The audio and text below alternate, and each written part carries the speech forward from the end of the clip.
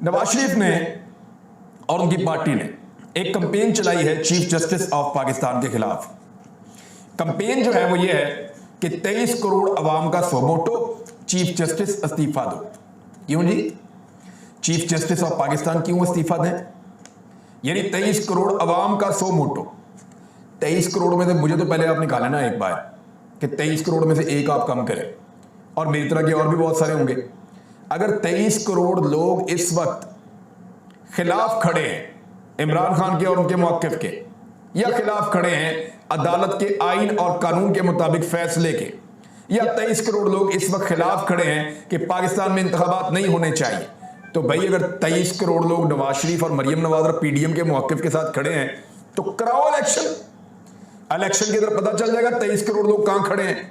जितने इलेक्शन हुए हैं धांधली के जरिए एक दो इन्होंने निकाल लिए हैं, बाकी 37 में से 30 इलेक्शन ये सारी जमातें हारी हैं। इमरान खान 80% से ज्यादा कामयाबी हासिल कर रहे हैं। पाकिस्तान की टोटल आबादी 22-23 करोड़ है।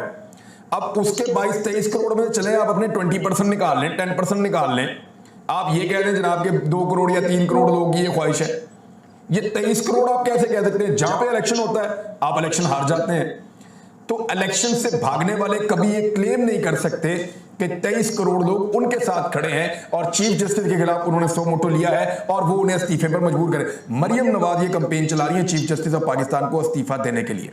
उनका मीडिया सेल है, यानी वो नजर आ रहा है ना, जिनको फॉलो किया हुआ वही लोग ये कर रहे हैं और लगातार करते चले जा रहे हैं।